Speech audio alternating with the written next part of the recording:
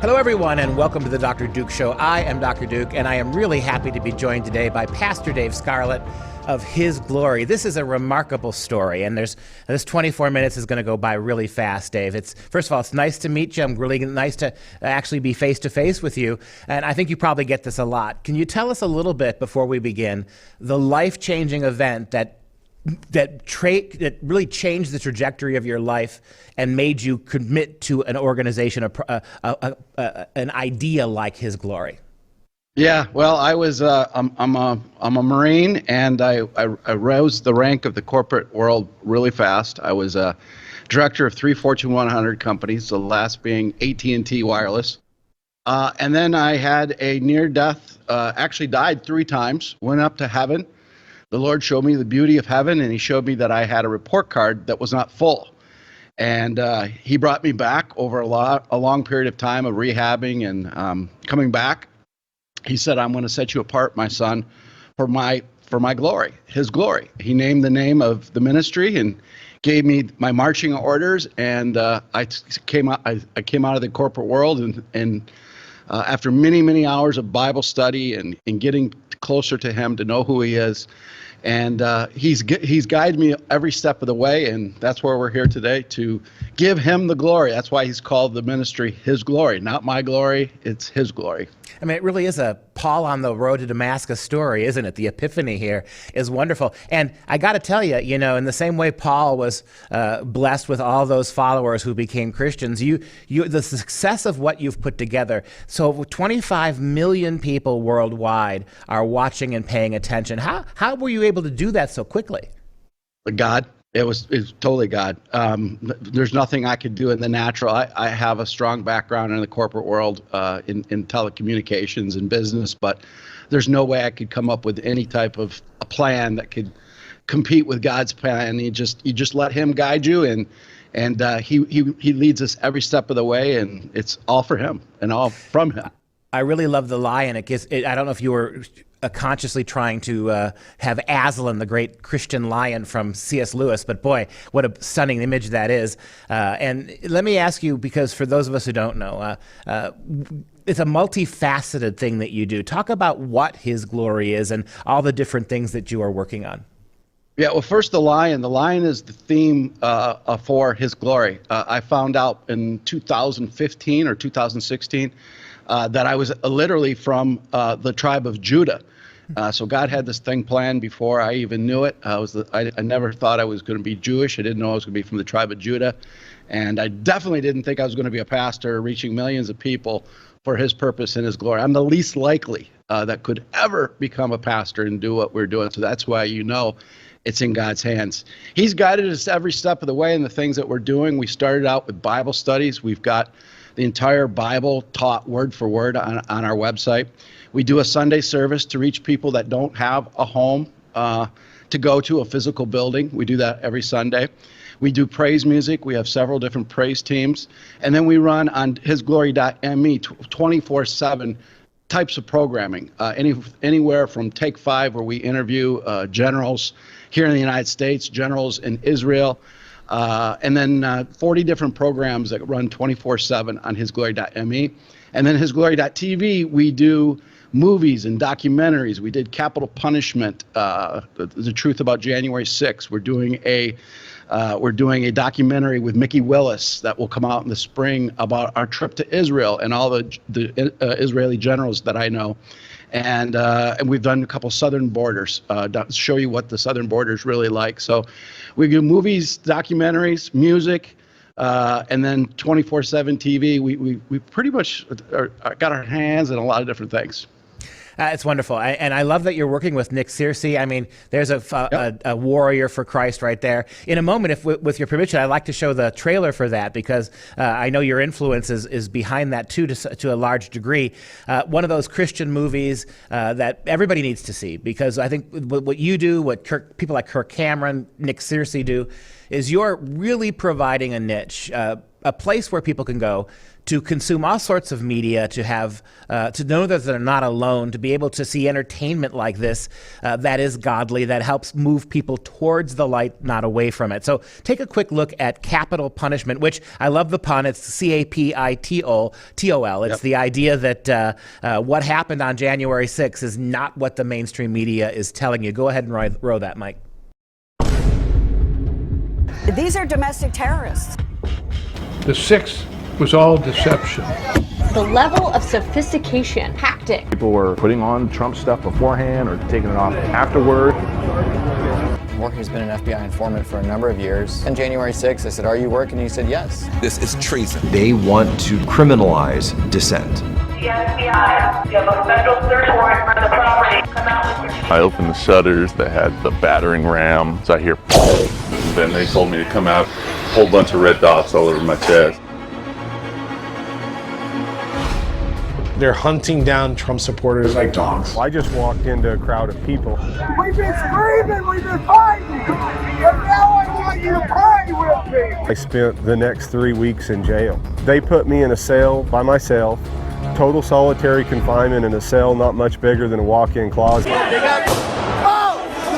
147 days since my wife was murdered, so I gotta be her voice now.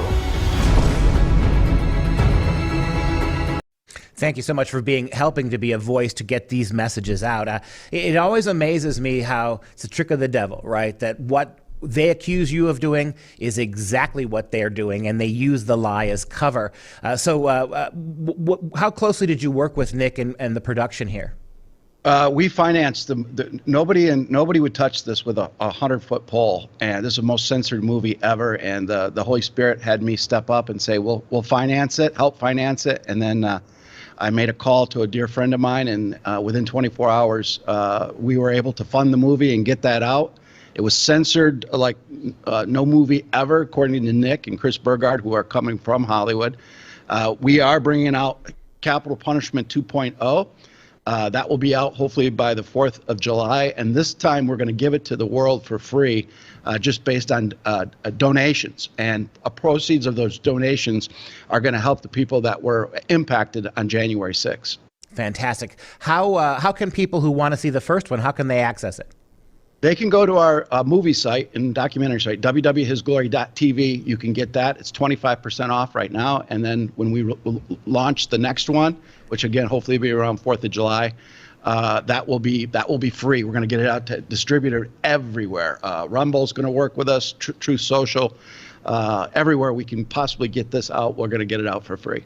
Would you allow people, we've got a nice visitors room here. We'd love to be able to show that and get a bunch of people there. Will be available for that kind of viewing as well? Exactly. We want to get the truth out there. So again, we're taking a leap in faith. Movies are expensive, but we're going to do it because we know we got to get the truth out there, and God will reward us for taking that step of faith. You said something earlier that stuck with me because I've always believed it. I tell my university kids this too. One of the things that separates our God from all other gods is that the other gods of the world sided with the rich and the powerful, the beautiful and the strong. But ours is a God who calculatedly picks those who you would least imagine. You very humbly mentioned that was your experience. I know in my life it's been my experience as well. And that is what's so remarkable is that, and I think this is because, I think you would agree with this, because the magnitude of this, what you say, what you call, because of his intervention, his glory, our weakness allows him to shine right through us. And it's really a remarkable story. Since the time that you have, how long has it been since you founded this ministry? We founded this in 2000, officially 2013 was right. When we founded. Basically a decade old, and the reach that you have is pretty amazing. How are things going for you outside of America? What kind of responses are you getting from the rest of the Western world or places beyond? Oh, it's huge. The United States was the least country of all of them until just recently. So we were much bigger. I mean, we reached 5 million people in Indonesia alone, the #1 Muslim country in the world. We're very strong in Italy, Canada, New Zealand, Australia. Again, the United States was the last of the markets or countries to jump on and start viewing his glory. I guess he saved the United States for last. I just did a program in Italy 2 weeks ago, and it was like one of the most watched shows in all of Italy. It's amazing. How now are you, like Nick is getting pushback? Are you getting any kind of pushback globally? Are you experiencing the same kind of persecution? We know that when Christians start to be successful, the attacks double. Were you experiencing that yourself? Oh yeah, death threats, death attempts. I've had 4 attempts on my life. I've had more death threats and attempts on my life as a pastor than I ever did as a Marine. When we were launching Capital Punishment, Nick Searcy and Chris Burgard and I were talking in this exact studio on what date we were going to launch it. And we could tell that we were tapped. The phones were tapped. And I know how that works from my telecom days. And sure, lo and behold, about 20 minutes later, a FBI helicopter was hovering over the studio just to try to intimidate us about 10 feet above the studio. And so they've done everything to try to intimidate, to try to kill, to try to stop us. But I think that's why God probably made me a Marine and taste heaven first, because, you know, when he does take me home, it's glory. So, but until then, I'm going to finish the race. It is amazing, isn't it, how this government of ours has made the enemy us. The degree to which, and this is why they really despise Donald Trump, right? Because he dared to suggest that America belongs first to Americans. He made it clear that we wanted to hold other countries accountable. We wanted to restore law and order. And it is amazing, you know, the Capital Punishment movie is about this, right? How protesting a country that is turned on its own people is itself the story, not the original tyranny. Yeah, exactly. And the deeper that we get into Capital Punishment 2.0, there's unequivocally there's two segments they're targeting. They're targeting Christians and veterans, people who have served this country, and they believe if they can silence the Christian voice and silence our veterans, that they're going to overcome with this lie.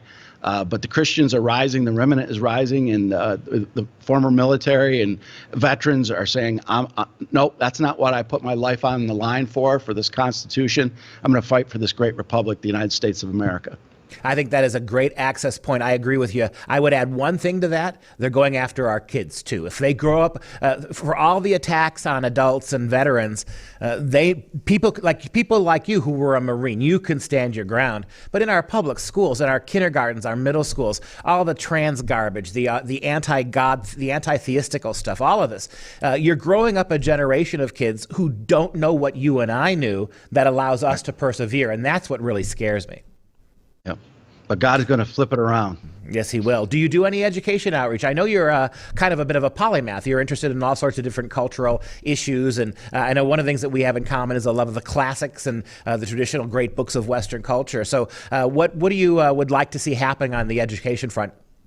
Well, we partner with my wife and I homeschooled my son. It was the greatest decision we made. Sam Sorbo is a dear friend. She helped us through that. We're going to put a curriculum together on our website in the next few weeks that'll allow people to come to our website and have the tools they need to feel comfortable and confident that they can homeschool their children and be much more successful than bringing them through the public school system. Yeah, I love the fact that you get it, that there's no redeeming these schools. There's no access point in. They have set the trap, they've baited it, and now what we've seen, and I'm stunned more moms and dads haven't woken up to this, what we see now is the schools and the universities have started rejecting education because educated people don't buy what they sell. So instead, they're leaving them ignorant, but politicizing them. And more, the teachers are becoming moms and dads. They're taking away the parents' right to raise the kid in the way they want them to, politically and in biblical ways. And they're associating elementary, middle, high school now. Teachers are doing what moms used to do, including lying to parents about gender transitions and all this other stuff. So yeah, you're exactly right. Homeschool is the way to go. What back when you did it, what was your approach when you were homeschooling your kids? We were intimidated at first too. We didn't know how to do it, and I think that's the biggest thing is that people are intimidated, think it's more complicated than what it is. And again, Sam Sorbo really took the time and walked my wife through it. And our biggest surprise was what's he going to do with all these extra hours in the day? Because he got everything done and more quicker than an 8-hour day. And since then, he's traveled the country with me. We go to Israel 2-3 times a year. So he's been able to experience in the last 3 years more than he ever would in college or K through 12 combined. Yeah, I would love to go back to what you said a moment ago, talking about education and how you educated your own son. Think about the military for a moment. I mean, one of the things that absolutely stuns me is that with all this critical race theory, which we know is not really about race equality, it's about race baiting and provoking the attacks on American Western culture that we've seen. But I especially mourn for what's happening in the military, because now you have 18, 19-year-old kids like you were who want to become Marines, they want to become soldiers. They take an oath to defend the Constitution of the United States. And then the very first class they have in military school is a CRT professor telling them that the American Constitution is a lie and it's not worth fighting for. I mean, how we know what they're doing. They want to create a military force that won't fight and can't fight. But talk to me a little bit more about, as a Marine, what's happening with the military. Oh, it's absolutely horrible. The people who follow His Glory, they get an idea of it because we bring in many generals: General McInerney, General Flynn, General Valley, General Boykin, many of them who are fighting for this country, and specifically what you're talking about, how the academies have and the military has gone CRT and dumbing down and taking the standards down below, and this group of generals. They're not just sitting back and retiring, they're fighting back, and we're starting to see positive things transpire. That these academies are starting to back down and open things back up again, and we can't stop, because they're, as you said, they're destroying our military from within. And then you got parents that don't want to send their child to the military anymore because of this wokeness that's there, and it's all about making us vulnerable to the enemy. That was the entire goal. Yeah, and if I'm not mistaken, this recent past year, that 25% they missed their recruitment quota, right? That's a huge number. I mean, that is a huge, and think about the degree, as you know, to which they have dumbed down the entrance exams. They have made the physical aspect of what it means to become a soldier, particularly to get more women involved, and trans women to be able to meet the standards. They're cratering the requirements, and yet they still can't get people. That to me, it's a sign of hope that moms and dads don't want to send their kids to this kind of a military. Yeah, absolutely. The Marines have lowered their standards of how to get through boot camp. I was just shown a video by a general this morning, actually, and I thought it was a joke. I thought it was a Babylon Bee of live going through boot camp. I think it was the Army, and how horrible it was that nobody could even get over a standard wall in boot camp. It's horrifying. That our country is in this shape, that we don't have the troops to go fight. It seems to be absolutely clear that I love seeing the flag of Israel next to ours. And if there's one country in the world that is that they're going after inside and they're coming after for the outside, like us, would be Israel. Unfortunately, in this day and age, with the progressive despotism that's circulating everywhere, to be an ally of Israel is to be considered a racist and a white supremacist and all sorts of evil things. Talk to me. I know you're found out that your heritage dates back to the tribe of Judah. Talk a little bit about that and your involvement with what's going on militarily and otherwise with the people in Israel. We're really involved with the nation of Israel, biblical Israel. There's bad elements inside Israel, just like there's bad elements inside the United States. You can't brush it good or bad with one brush. But I am the co-chairman of the board of Newsreel. Newsreel is bringing news from Israel, from Hebrew to the rest of the world. And with that relationship, we know all the top generals in the nation of Israel. And so, like I said earlier, Mickey Willis came and did a documentary with us when we were at the King David in November. So we bring these generals on His Glory at least once a month. I think we've had 11 or 12 former Israeli generals on.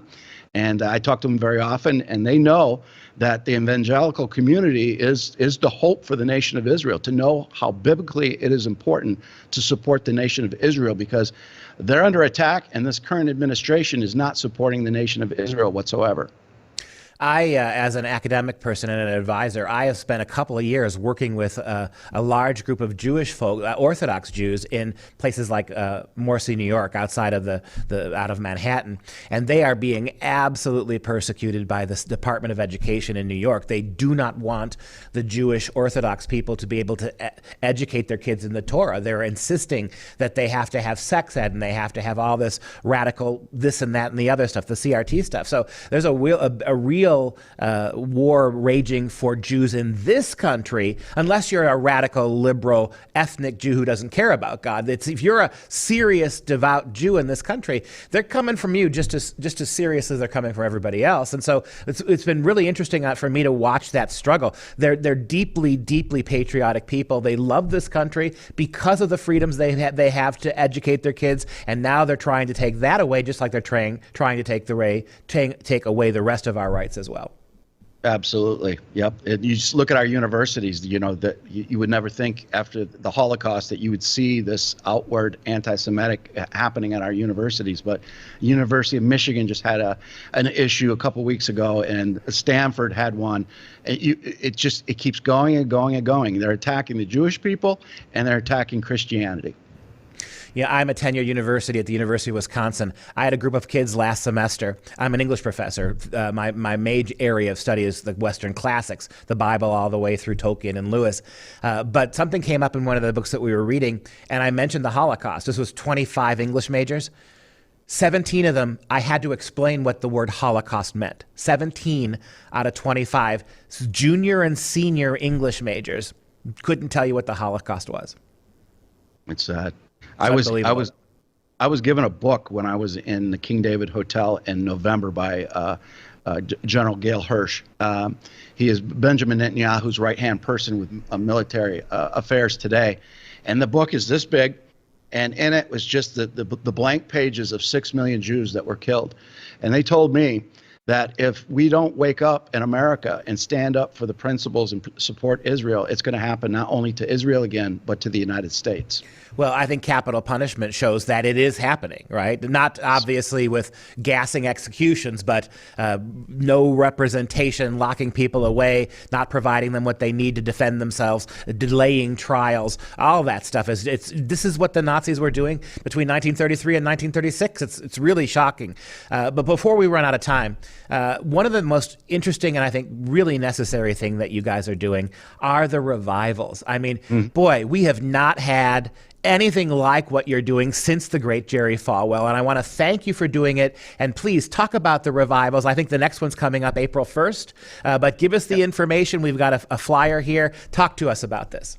That is our new location in Mount Pleasant, Texas. We're going to be building a second studio in Texas, but this will be our second revival, first one for 2023. We're going to take this revival to every single state, and then we're going to take it to the world. So we'll hit all 50 states. We rolled it out in Ohio last October. It was signs, wonders, miracles, the love of the Lord, baptisms, absolutely amazing. I was in a field about 1.5 years ago in Kansas, and the Lord said to me, he goes, I want you to do tent revivals in every state. So we're being obedient, following lawful orders from our commander-in-chief, and we're going to hit all 50 states and bring tent revivals to every state. Well, you guys are doing extremely well. We admire and really are grateful for this chance to talk to you.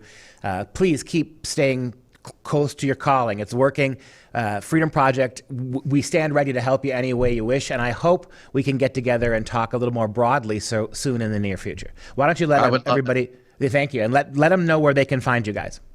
You can find us at www.hisglory.me and www.hisglory.tv, and then we have an app as well. So either places, and then we're on all social media platforms. But to go directly to .me and .tv of His Glory, you're going to get the content without being censored. Pastor Dave Scarlett, thank you so much for your time. God bless. Thank you. God bless you.